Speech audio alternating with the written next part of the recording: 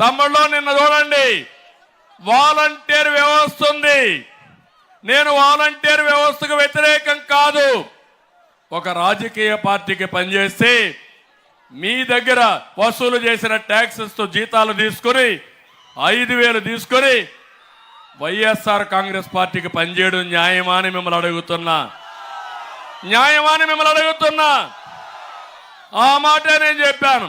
మిమ్మల్ని తీసేయం, మీరుంటారు, మీ వ్యవస్థ కొనసాగిస్తాం. కానీ మీరు ఏ రాజకీయ పార్టీకి సపోర్ట్ చేయొద్దండి. ప్రభుత్వ సేవల్ని ప్రజలకు అందించండి. మేము సిద్ధంగా ఉన్నామని చెప్పానా లేదా అని మిమ్మల్ని అడుగుతున్నా. ఎన్నికల కమిషన్ ఏం చెప్పారు? ఈ ఎన్నికలు అయ్యే వరకు వీళ్ళు ఎక్కడ కూడా ఇంటర్వ్యూని కాకూడదు, ఒక రాజకీయ పార్టీకి వంతన పాడకూడదు, దూరంగా ఉన్నామని చెప్పారు. తమ్ముళ్ళు, అక్కడి నుంచి శవ రాజకీయాలు బయలుదేరాయి. జగన్మోహన్ రెడ్డి అంటే ముసలి వాళ్ళని చంపేయాలని కక్ష కట్టాడు. పండు టాకు లాంటి ముసలి వాళ్ళని వీళ్ళ కోసం నేను ఒకే మాట చెప్పాను. మీ పిల్లలు మిమ్మల్ని చూసుకోకపోయినా మీ ఇంటికి ఒక పెద్ద కొడుకుగా ఉంటా, పెద్దవాళ్ళకు అండగా ఉంటానని చెప్పాను. పెద్ద కొడుకుగా ఉంటానని చెప్పి 5 ఏళ్ళు 1,000-2,000 రూపాయలు పింఛనిచ్చిన పార్టీ తెలుగుదేశం పార్టీ. అన్నా క్యాంటీన్ పెట్టి పేదవాళ్ళందరికీ 5 రూపాయలకే పూటకు భోజనం పెట్టిన పార్టీ తెలుగుదేశం పార్టీ. ఎవరికైనా పింఛన్ వస్తే 2,450 రూపాయలతో 3 పూట్ల భోజనం చేసి 1,550 రూపాయలు మిగిలిడిగా చేశాను. దాంతో గౌరవం పెరిగింది మా ముసలోళ్ళకందరికి. అవునా కాదా? అది నేను చూపించిన చొరవ. ఎవరైతే పెద్దవాళ్ళు ఉన్నారో వాళ్ళు ఈ రాష్ట్రం కోసం, కుటుంబాల కోసం కష్టపడ్డారు. చివరి రోజుల్లో కష్టపడకూడదని పెద్ద కొడుకుగా వాళ్ళని ఆదుకున్నానని చెప్పి మరొక్కసారి తెలియజేస్తున్నా. నిన్న ఒకరు చూడండి, నేను చెప్పాను చాలా స్పష్టంగా.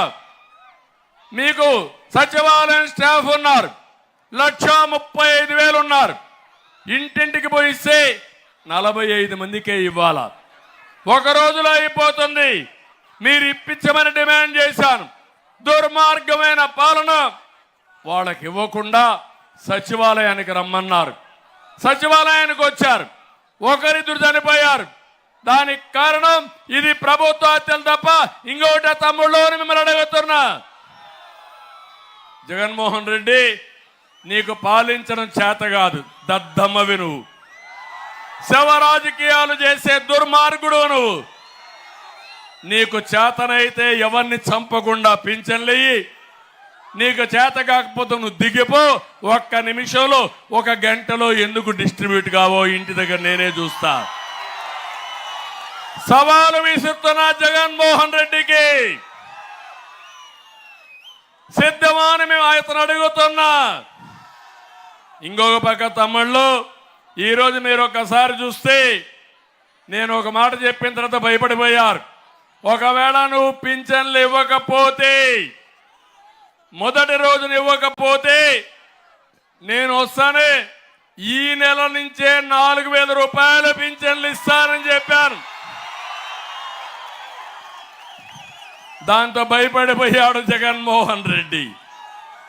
నిన్న డబ్బులు రిలీజ్ చేశాడు జగన్మోహన్ రెడ్డి. ఈరోజు 75-80% ఇచ్చారు. ఈ బుద్ధి జ్ఞానం మొన్నేమైంది జగన్మోహన్ రెడ్డి?